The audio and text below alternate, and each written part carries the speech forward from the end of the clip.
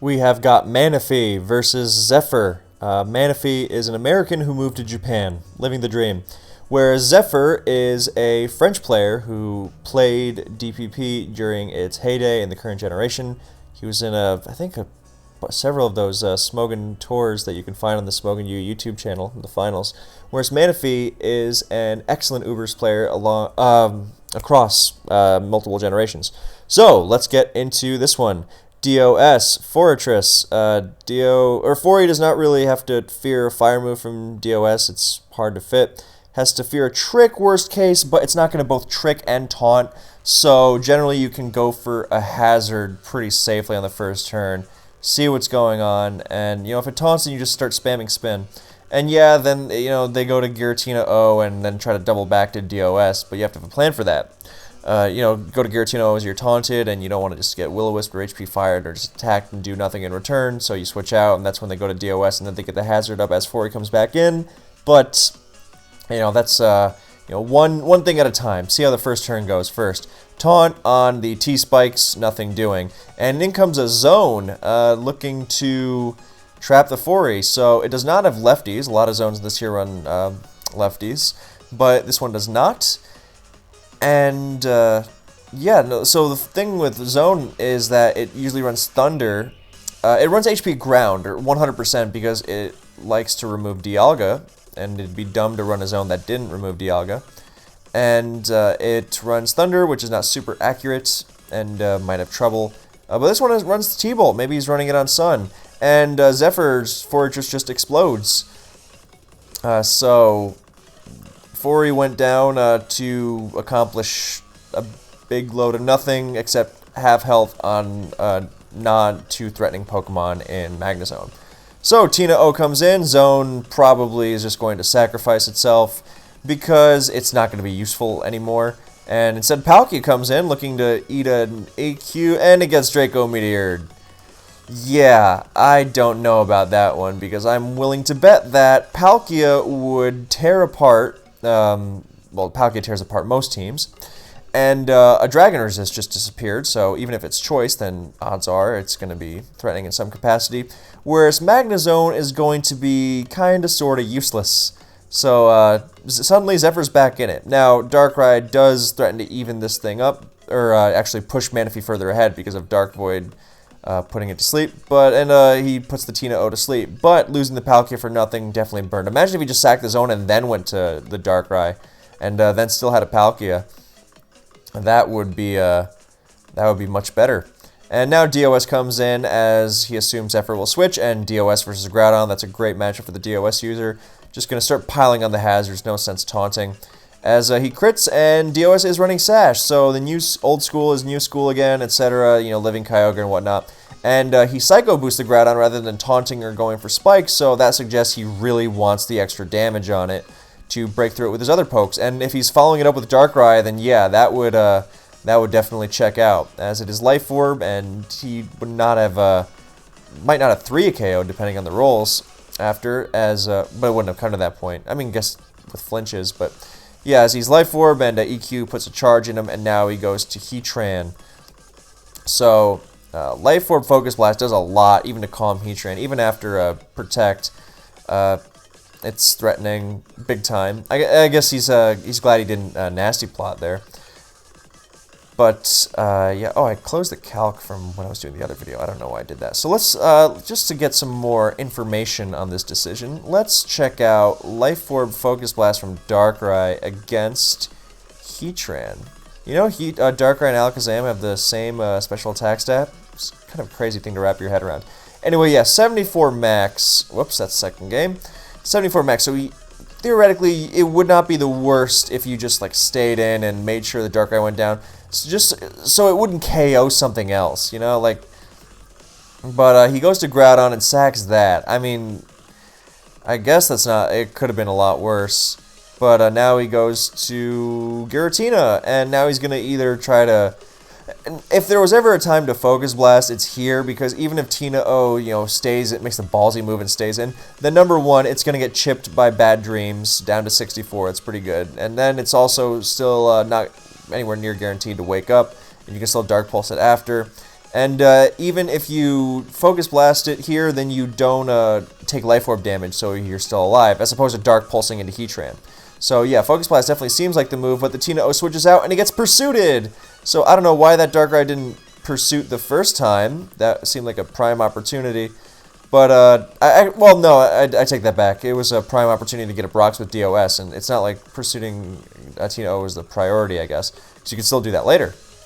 So yeah, Darkrai goes down to Life Orb hit with Pursuit as Latias comes in. And that was a great move from Zephir. I mean, it didn't work out how he intended, but he knew, look, Focus Blast is coming because it's not going to do any damage to Tina-O, and he wants to hit a Heatran, so I'm going to go to Latias on Darkrai from a Dark Weak Pokemon. So great heads-up move there. So here comes Heracross, very cool. Answers Darkrai and generally rips up most of the Uber tier with Mega Horn in close combat. So now it's going to be Scarf, Moment of Truth. You know, is it going to close combat as the Heatran comes in? And you already saw if you were paying attention to the screen, but no, a Mega Horn, so Heatran's alive still. And just imagine if there was a Palkia and not a useless Megazone. But yeah, so now here comes a Plume, or Flamethrower, I guess. That's also pretty old school. They used to run Flamethrower a lot over Plume. The old set was Flame, Roar, Taunt, Dragon Pulse. Pretty crazy. Yeah, and then the Groudon will come and in comes a Lugia, which is a pretty good Groudon answer most of the time. I mean, with like Reflect and stuff. So a Rock Polish and, well, you know, Rock Polish in and of itself does not change the dynamic too much. I mean, it means that Lugia can't roost on Stone Edge anymore, but, I mean, you could EQ it if it did that. I don't know. It's not going to really change much realistically. I guess if you, well, no, the biggest thing that changes is that if you crit it and it doesn't roost, then you can finish it off before the next attack, which you can do if you're slower. So there's that, but that's still relying on a crit. And Stone Edge is not going to 2-hit KO, but Ice Beams does nothing, and Lefty. So this is clearly a very bulky Rock Polish Groudon. And what does bulky Rock Polish Groudon mean? It means Groudon also has Swords Dance, and that is something that can break through Lugia if it does not have Reflect or doesn't use it immediately. Which is, I mean, Reflect Lugia is, I think, a relic of the past. You're not seeing that much. Nowadays, all the Lugias are like Calm Mind, so you're not really seeing that much. And Groudon, that's really good news for Groudon. Manaphy is taking advantage of that beautifully. He gets a pretty nice roll with Stone Edge, and it's not going to sweep because it has, what's it called? Lugia has Whirlwind, of course, but it is going to put it in range for Heracross's Mega Horn. So, I mean, Manaphy is still, you know, quite behind in terms of Pokemon, but it's still very doable. The problem is he can't really take Latias, so if he doesn't want to get, the only thing Zephir really has to do is keep Heatran alive so he doesn't get swept by Scarf Mega Horn. That's pretty much it. And, you know, he can, yeah, he can sack Lugia here freely and then see what it locks into and then go from there. Because Groudon does not switch into Heatran like well at all, and you know it doesn't switch into Latias well either. And the fact that it has Dual Dance and Stone Edge means it does not have Dragon Claw, so it does not threaten Latias as immediately. And if Latias has, I mean, Draco Meteor or Grass Knot, that would be ideal. Then it can threaten it back directly. So it locks into Stone Edge. In fact, you know, nice neutral chunk without a. You know, without close combating Lugia and letting it roost and losing the game. So, while still hitting Heatran nicely, so that was a good move. That is still going to let Heatran in, but, you know, no way Heracross stays in here and just, you know, risks losing the game. Because, you gotta, now that you know it's, I mean, even if it did have Lava Plume, maybe, but, because you can't let Heracross go, because then Groudon stays in on Heatran and gets, you know, probably like Toxic or something. And it needs 2 boosts to have a hope at beating Latias, meaning it'll take a Toxic and then a Flamethrower, and then Heatran protects and you lose. And if you only get the 1 boost, then you still lose to Latias. And if you get no boost, then you definitely lose to Latias. So, point being, you cannot sack Heracross to Heatran here. You need to switch to Groudon. And with that rationale, if Zephir has Toxic, and I can't imagine he wouldn't, because, I mean, what else would he run? Like Earth Power and Roar or something? I don't know. But, you know, even if... you could, I think that you would, if you just flamethrower here, I guess you could just double, well, no, you could just play it safe and flamethrower, and I believe that's what he does, because you chunk Groudon a lot, because of Sun, and it is faster, because Heatran is calm and running 0 speed, and Groudon is naturally faster than it, even without investment. And now you just go to Latias, and you don't even fear the Dragon Claw, because it's, yeah, you don't even fear Dragon Claw because it does not have it. It has Stone Edge, and you can take a Dragon Claw, you can heal it off. So Manaphy doubles back to Heracross, makes a great move, but the problem is that Heracross can't pursue in Ubers. In case you're wondering, oh, is it going to pursue the Latias? No, it has to be Mega Horn, Stone Edge. Well, even Stone Edge is kind of up for debate. But the reason is that Heracross runs Sleep Talk, because with its great typing, it resists both Dark and Fighting, and it has Guts. So it turns Darkrai's Dark Void into a Guts boost, and both its stabs obliterate it. So, I mean, even Stone Edge, I think, is kind of negotiable. But, yeah, you don't have room to run Pursuit. I mean, you Sleep Talk against Darkrai, and you Pursuit it, and do nothing. So, what Zephir can do here, Manaphy can theoretically still win this, but what he would have to do is keep double switching back and forth between Groudon and Heracross, and basically getting a ton of Stealth Rock damage on Latias. But the move here for Zephir is not to, leave Latias in on Mega Horn, or switch to Heatran on close combat, or risk, either of those things. You just go to Giratina, and then Heracross locks into something, and no matter what, then you win, because Groudon can't switch into another attack, and Heracross can't beat both Heatran and Latias with one move. I mean, if it's Stone Edge crits a million times, then, I mean, that's out of your control, but you at least put yourself in a position to where it has to crit Stone Edge or something dumb. So, you definitely don't risk staying in or switching to Heatran here. You just sack Tina. Oh, and what Groudon can, I mean, even that might not be enough for Manaphy, because the general idea is that you would go to Giratina on, you go to Giratina, or Groudon on Giratina and try to set up there and beat Latias after another Rocks round, but you still need both boosts to beat it, especially from low health, and... Well, okay, no, I'm, sorry, okay, so let's think about it like this. Groudon comes in here as Giratina comes in. Giratina's at 10. And you don't want to let Giratina go down to... You don't want to let Giratina go down to stay in on Groudon, because that might give it the 2 boosts it needs. Now, odds are that's not a horrible worst case, because it needs both boosts to beat Latias, and you're probably going to wake up before that and hit it, and then, game over. But, even if you're being safe, then you go back to Latias again. Then the Heracross comes in again. Yeah, then the Heracross comes in again as you switch to Latias. So, turn 23, the one that's about to come up. Manaphy switches to Groudon. Zephir goes to Giratina, goes down to 10%. Turn after that, Zephir goes back to Latias, plays it safe, and Manaphy switches back to Heracross on that Latias. Right? And then you have the same situation. You don't want... the thing? You don't want to risk Latias versus Latias or Heatran, so you try to sack Giratina.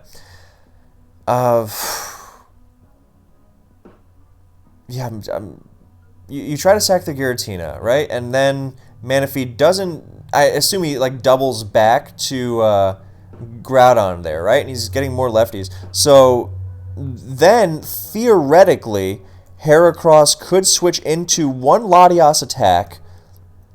I'm just calculating Draco Meteor here, because I think there's a chance Heracross lives it, because it has good bulk on the special side. Okay, no, Soldew Draco destroys it, but anything short of Soldew Draco, Draco rather, because it's going to be Soldew. I mean, HP Fire and Sun's also going to destroy it, but it's not going to be using HP Fire there. So, and at that point, then so after all that doubling, then you would go to Heracross on the Latias, hope it doesn't have Draco, and then you make your Mega Horn versus close combat move. And then you would win the game. But think about how many turns that is of correct plays over and over and over and over. So you got to get this double here, then you got to get the double after that, then the one after that, and then, if I'm counting correctly, then that's when you still have to make the really tough play of Megahorn versus Close Combat. So, point being, Zephir should not risk Latias or Heatran on this turn. Make Manaphy sweat and make all those moves before you get into that last forced position. If you have to guess between Latias and Heatran, then at least you have to guess it. But don't make that happen earlier than it has to. Odds are Manaphy's going to slip up and attack before he makes all those doubles to exhaust your Giratina to Stealth Rock and then force the Heracross back in somehow. By the way, this also assumes that the Latias doesn't have Draco, which is a big if nowadays. Latias is running Draco more and more, and I think it's definitely the better choice. And he has to get the Heracross back in once the Giratina is already down, and that's tough because Groudon here. Because if you lock into you can't actually KO something with Heracross until the Giratina's already down, or then the other Pokemon comes in and Groudon, and then Heracross is forced to, you lock into a move and Heracross is forced to switch out and Groudon comes in and gets KO'd, and then Heracross can't beat two Pokemon with one move. So you have to wait till the Giratina is down, and yeah, so I know I'm saying the same thing in different ways, but I hope I have illustrated the point clearly enough, because I can't stress enough just how clear it is that Latias should not stay in here. Just kidding, it stayed in and died to Megahorn. And so not even the first, well, okay, he made the first double the previous turn back to Heracross. He had to make 3 more after that, if my mental math is correct. And he is not provoked into even doing 1. He just attacked on the first turn. So if you sack Giratina there, then Heatran comes in and flamethrowers, and no matter what, the game is over, barring some serious dumb luck. And even that would... So, yeah. Instead, now Heatran... So that was... I mean, props for Manaphy for reading that Zephir was feeling pressure to stay in, but I don't think it was a move that he should have been pressured into making at all. I think it was very clearly just switch to Giratina there. Force him to make the other moves. Unless, if I'm missing something, then please let me know. But I think I just exhausted every possibility there. So, the game's not technically over because Giratina could be faster and could wake up because it has slept a turn and win with Draco Meteor. And also, Groudon has to hit it with Stone Edge, which is not exactly known for its accuracy. So the game is very much not over. Giratina sleeps and Stone Edge hits and Manaphy takes game 1. Phew, that was a lot. We move on to game 2. So, Mewtwo lead. Love to see it already. Tyranitar lead. We don't know what this Mewtwo is going to have, but we know that T-Tar is in the dilemma of Rocks versus Attack, and Attack might not even get you anywhere if the Mewtwo's Cold Burst something, and you'll just feel dumb that you wasted your Rocker to not get up Rocks, when you could probably deal with the Mewtwo with another Pokemon afterwards. So, odds are it's going to go for Rocks. Aura Sphere brings it down to the Sash, and it gets up Rocks, and Mewtwo Shadow Balls, and down it goes. So, 6-5, quickly. Zephir looking out for revenge. In comes DOA. So, DOA's Life Orb set generally does not run... Wait, sorry, that's, I'm looking at the Latias calc. You would fear Shadow Ball most of the time, but you also look at this calc. The fact that it's not guaranteed to... Oh, wait, no, sorry. Okay, ignore what I just said, because my brain is still mixing up 16 different Pokemon in that Heracross, Latias, Heatran, Giratina, Groudon scenario. So, at first I was thinking, when I saw this, Mewtwo doesn't necessarily have to switch out of Deoxys. Then I realized, okay, no, that's silly. It should. And Fortress comes in. That's a good move.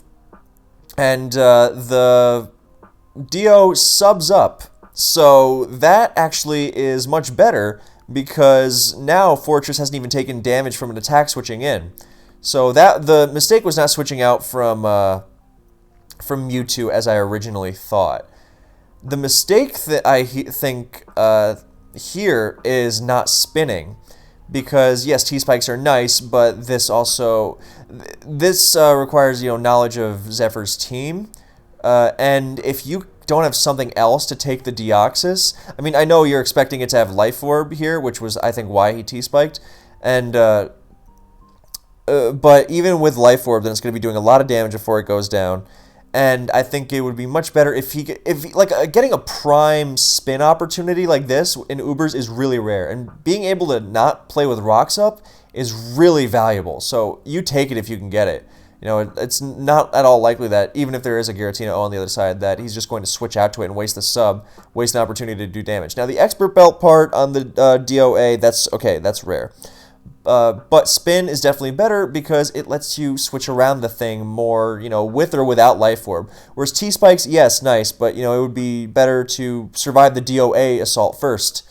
So now, especially in Sand, then all these assaults are really being rubbed in. And, you know, props to Manaphy for running Expert Belt on a team with Sand. So, yeah, now he's switching around Thunder and Superpower, and Superpower just barely comes close. Imagine if he was doing this without Rocks. I mean, that Thunder did 17% to Blissey, but because of Rocks in conjunction with Sand, it effectively did, you know, 30, roughly.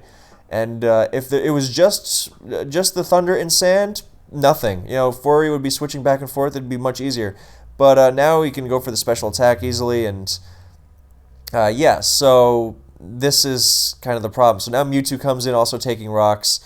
And, I mean, the Deoxys A is definitely a huge threat no matter what, of course. But if he could definitely switch around it with greater help. And especially, and this is what really made me think, yes, that should have been a spin. Because, look, here's a Abomasnow. And, you know, not having rocks around for that would be incredible. Instead, it switches into an Ice Beam, and instead of taking basically nothing, then it's, you know, almost down to half. And then Zephir said after he expected that Manaphy would switch out on the very obvious Ice Shard, and he tried to Leech Seed to make up for lost ground. But Manaphy's like, you know, I don't want to switch around. That was a good move for Manaphy, I think, because this guarantees Abomasnow does not get 1,000,000 HP back from Leech and Protect, because it's probably very annoying, especially with the T-Spikes down. So if he can limit its HP to like 60, 64-ish, that's really valuable, especially because if DOA switches out, it's going to get poisoned, and it's going to get, you know, played around even more easily. So I think that was a good move, and I get that Zephir was behind at this point and wanted to, you know, make some ground back, so I can't completely fault him for that play. Just if he Ice Sharded, it would have been in a much better position. So the DOA is still going strong. Second series we've seen where sub DOA rips stuff up, and Superpower ripping through Blissey, and yeah, not much else you can say about this. Giratina comes in, and I mean, I like the ambition on Zephyr's team. Like the Mewtwo lead into a stall team is a very cool way of getting momentum early and then kind of slowing down the pace when they try to respond to it with a Scarf or something, which is very exploitable for something like Fortress. But yeah, this is not going anywhere. So Giratina gets frozen, which is unlucky, but at this point it was too much ground to make up. And Lugia roosts off the Ice Beam and then gets KO'd by Thunder. And now it's just one more Pokemon to take down a weakened Mewtwo. And, yeah, it's going to be a Scarf Dialga? Yeah, and he outrages, and that's going to be the series. So, it was an interesting Game 1, and it was shaping up to be an interesting Game 2 until that happened. So, thank you guys for watching, and I'll catch you in the next one.